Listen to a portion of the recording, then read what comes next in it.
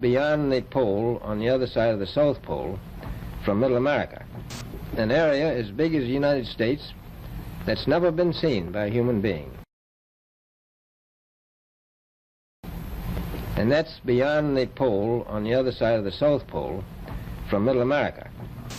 And that's beyond the pole on the other side of the South Pole from Middle America.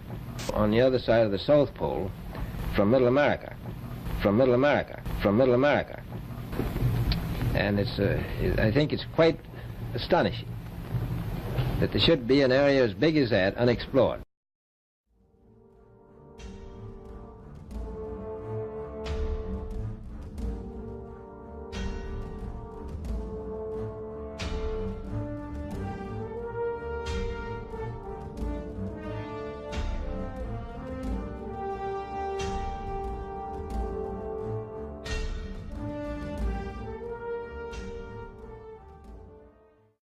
Leaked maps and documents allegedly obtained by the KGB, and if accurate, the Russians believe that a high-tech German faction did not surrender and not only escaped to Antarctica, but were responsible for many of the flying saucer sightings of the late 40s and early 1950s.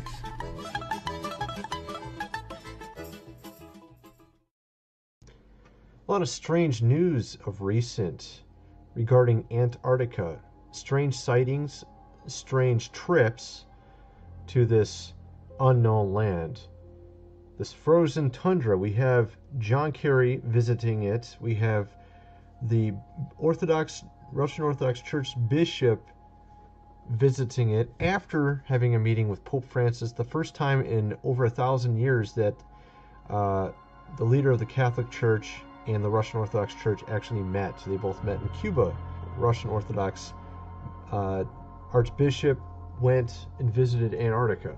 Also, during this trip, when John Kerry was going to go on November 13th, there was a famous mountain climber who had conquered Mount Everest, Sir Ranulph Fiennes, who wanted to go as well on November 13th to Antarctica, but he was denied.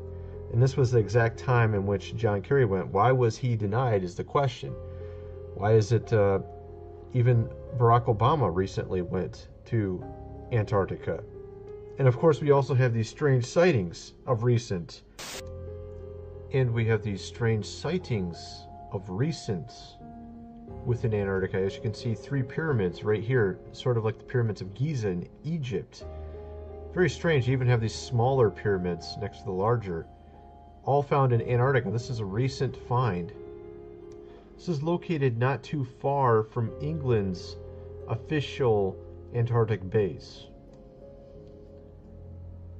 Of course, then there's also some conspiracy with regards to these pyramids, that perhaps this is where maybe some of these dignitaries have been coming and visiting of recent, knowing that this was recently found.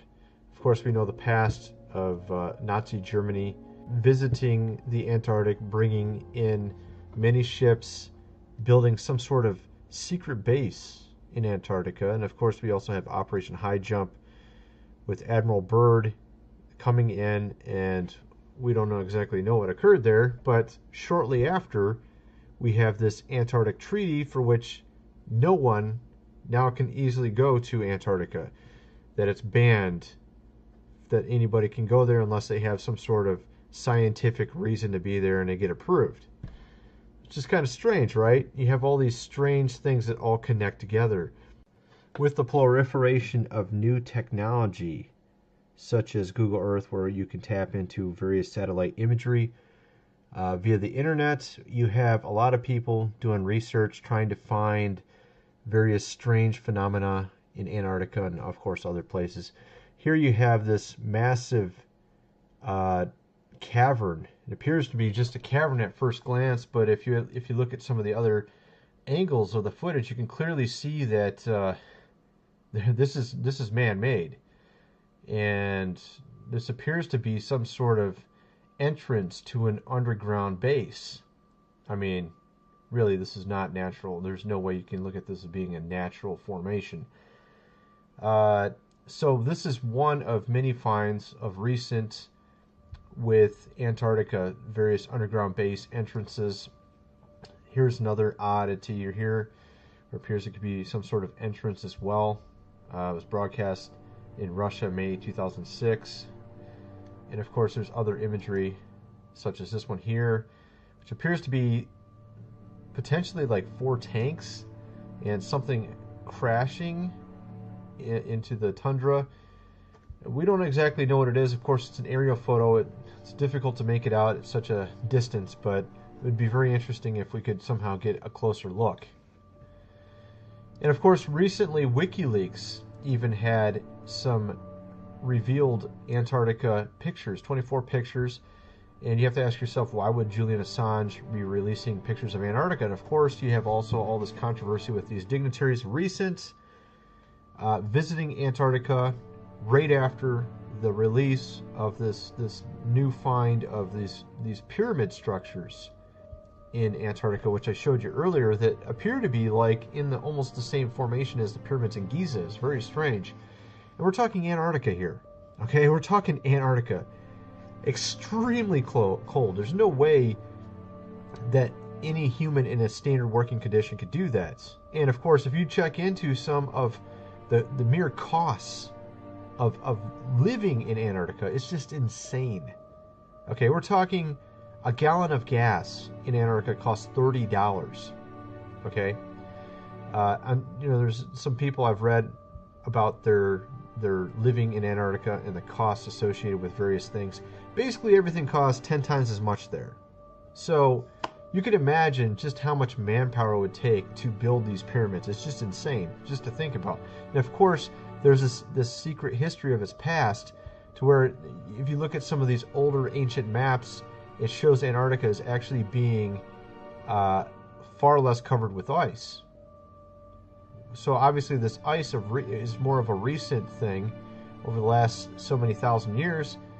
Perhaps in the ancient past, Antarctica wasn't covered by ice.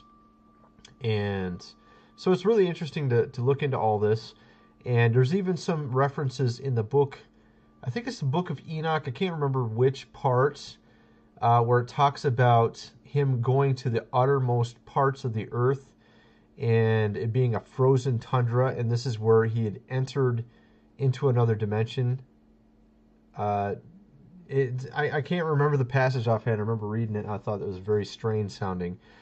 And it sort of correlates with some of what people have been saying about Antarctica being a gateway to potentially another dimension in certain places. And of course, we saw Admiral Byrd talk about the section of Antarctica below Central America as being completely uninhabited, never been seen by man. He was talking about past the pole. What's past the pole? Of course, if we assume heliocentrism, you're talking about, well, it's the other side of the Earth, right? What if it's not that? Okay, that's the question. What if it's not that? And are they hiding something? Okay, we're going to get into that next. Okay, 1773, on 30 January 1774, James Cook reaches 71 degrees 10 minutes south, farthest south, coming within 75 miles of the Antarctic mainland without seeing it. Okay, later reports said that during 3 voyages lasting 3 years and 8 days, Captain Cook and crew sailed a total of 60,000 miles along the Antarctic coastline, never once finding an inlet or path through or beyond the massive glacial wall. So the other question is, well, how come ships don't go off the sea if it's flat? How come ships don't fall off the edge? Well, here's why you don't fall off the edge. There's a 200 to 300 foot high wall that is the coastline of Antarctica. It's the border that Scripture says is keeping everything in. Nothing's going past that. But yet the Earth is 25,000 miles in circumference, allegedly. It took him 60,000 miles to circumnavigate Antarctica. This guy Shackleton goes down there on the, and I think I put this in my original blog. He goes down there on the name of the ship is the Nimrod. He goes down to Nimrod, and it's called the Nimrod Expedition. I'm like, seriously? Okay, Nimrod's goal was to reach into heaven, right? Yeah, the Nimrod expedition. So you can click on the link I got there and read all about the Nimrod expedition, British Antarctic expedition, otherwise known as the Nimrod expedition. And it was on the name of the ship was the Nimrod right here. Okay. Nimrod was trying to reach into heaven by going up. Could it be that these guys are trying to go out, try to find the ground floor? I don't know, but I mean, why do you? And this is what really got me is they did so in 1908. 1908. I'm like, really? 1908? Seriously? 1908 is when Nimrod was born, according to my other. Let me see. What I put in here. This is one of my other blogs. Yeah. Okay. The 350 post-flood years of Noah's life. This is a chart I did last year, and the follow-up chart, the Nimrod-Abraham timeline.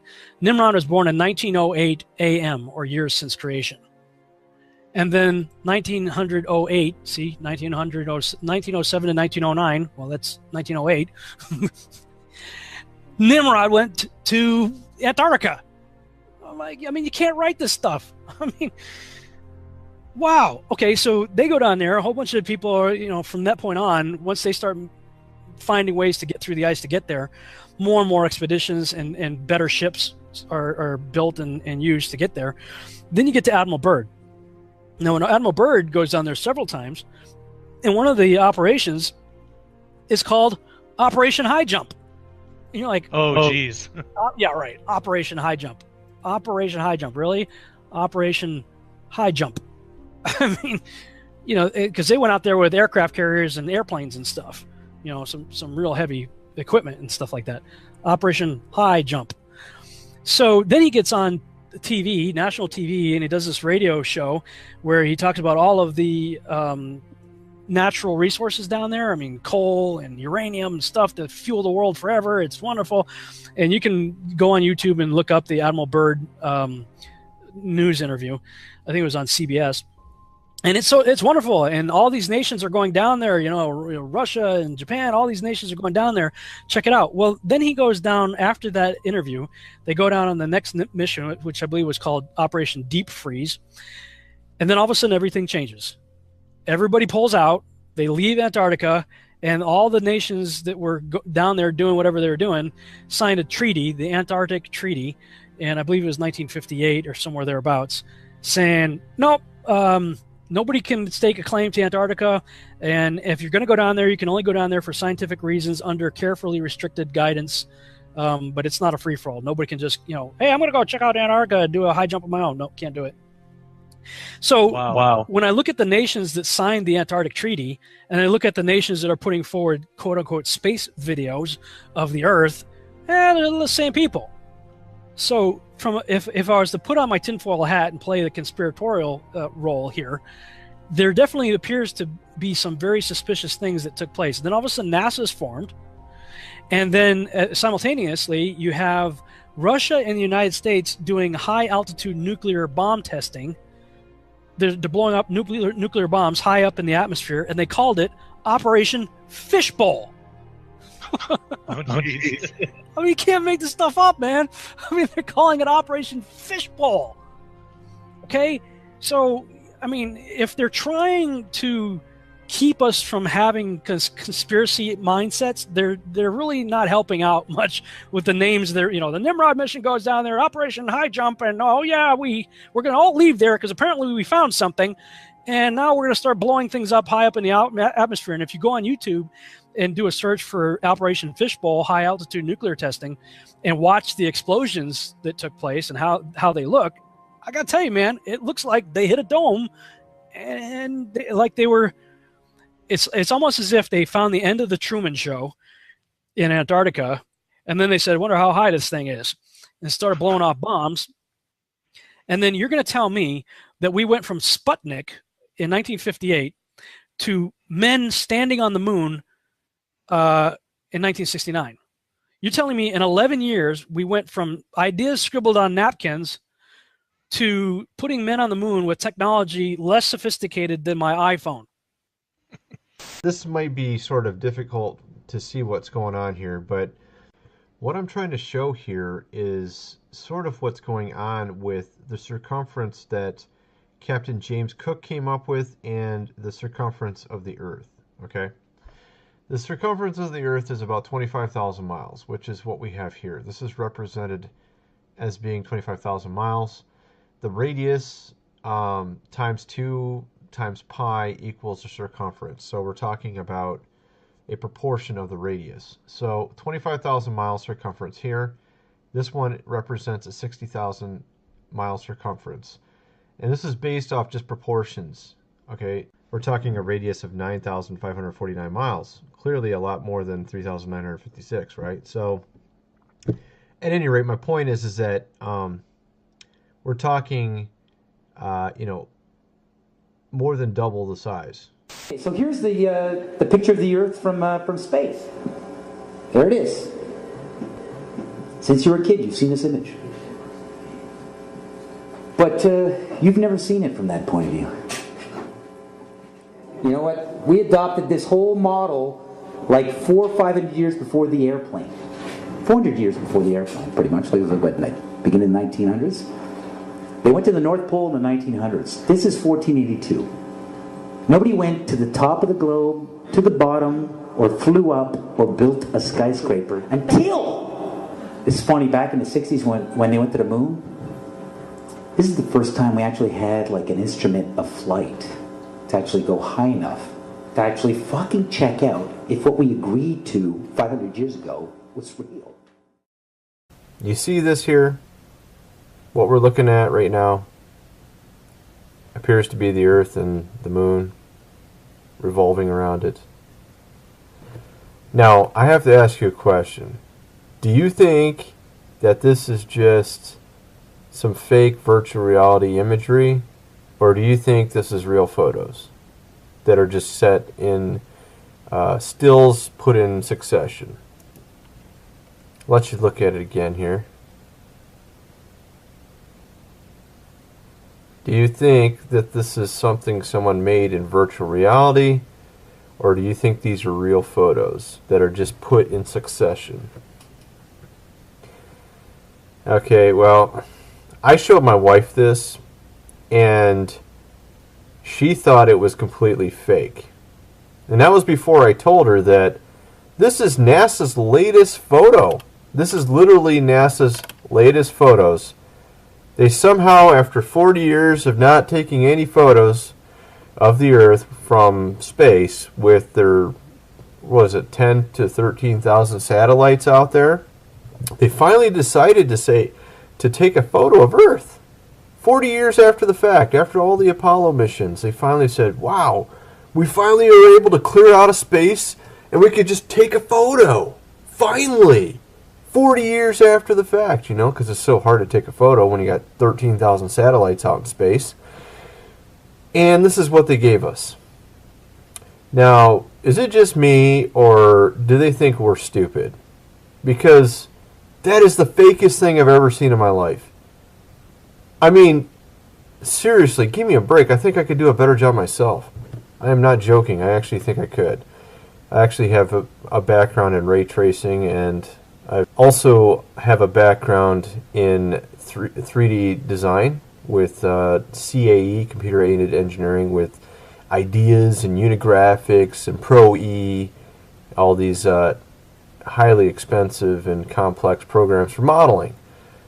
And that's really a pathetic photo, fake photo. It really looks fake to me. Doesn't it look fake to you? This is not news. This is not an anniversary. Well, actually it is. We found a very unique reel of footage that we have queued up to show you. Yeah. And it's from the mission. And to our knowledge, no one has ever seen it before. Mm. And it's 30 years old. And you want me to see this while you have me on camera? Well, and to tell us what it is. I mean, it's... Well, I don't know why I should do that. It's a very unique footage. It may be that I need to see it, and then we sit down and we talk about it. I think when you see the footage, you'll see that it's very extraordinary, one of a kind, Okay. behind the scenes type of footage. Yeah. Well, if it is, why do you have access to something that no one else has seen before? Serendipity, I guess. And it was recorded on the 18th Of what? of July, 1969. Apollo 11, Houston, Goldstone says that the TV looks great. Over. Do you remember this? On the 18th? Sure. Okay, Hello, Apollo 11, Houston, Goldstone says that the TV looks great. Over. Sure. Okay, Roger, Roger, Neil, we just wanted a narrative such that we can, when we get the playback, we can sort of correlate what we were seeing. Thank you very much. Well, we shut out the sun coming in some of the other windows into the spacecraft, so it's looking through the number one window, and there isn't any reflected light. We only have one window that has a view of the Earth, and it's filled up with the TV camera. South America becomes invisible just off beyond the terminator or inside the shadow. We can see the oceans with a definite blue cast, see white bands of major cloud formations across the Earth. Roger, the ATC's working real well. The F-22 looks good, over. Hello, Apollo 11, Houston, did you copy, over? Roger, we copied, Charlie. Roger, your transmissions the last couple of times have been about 2 by, over. Okay, how do you read me now? Roger, 5 by now.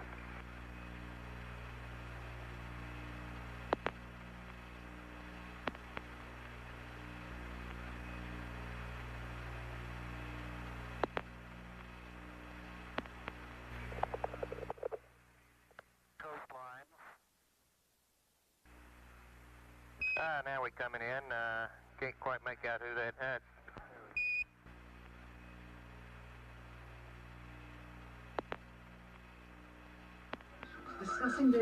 What is your proposition? That we didn't go to the moon? I know for a fact that you did. I know for a fact that you did not. You know for a fact that we did not. That's correct. And you'll see this tape proves that. Okay, well, I'm not interested in satisfying your suppositions when there's all this evidence that we did. This proves, as you'll see, that you're using the...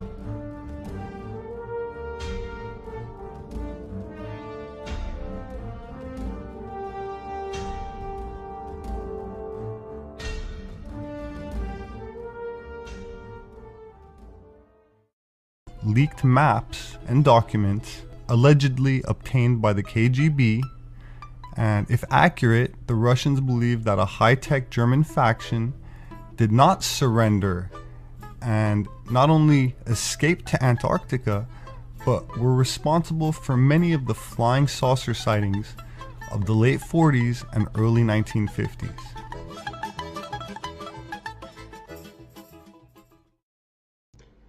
A lot of strange news of recent regarding Antarctica. Strange sightings, strange trips to this unknown land. This frozen tundra. We have John Kerry visiting it. We have the Russian Orthodox Church bishop visiting it after having a meeting with Pope Francis. The first time in over 1,000 years that the leader of the Catholic Church and the Russian Orthodox Church actually met. They both met in Cuba.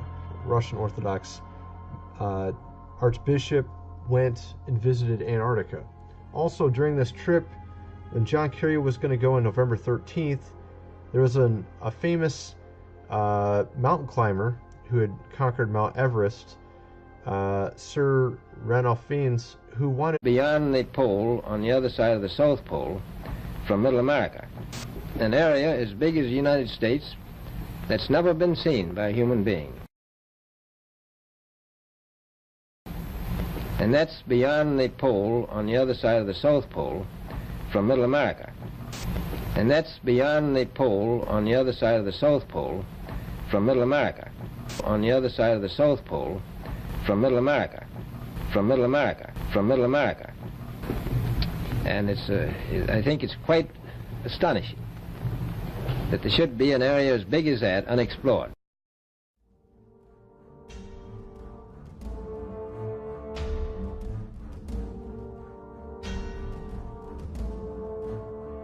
To go as well on November 13th to Antarctica, but he was denied. And this was the exact time in which John Kerry went. Why was he denied is the question. Why is it even Barack Obama recently went to Antarctica? And of course we also have these strange sightings of recent.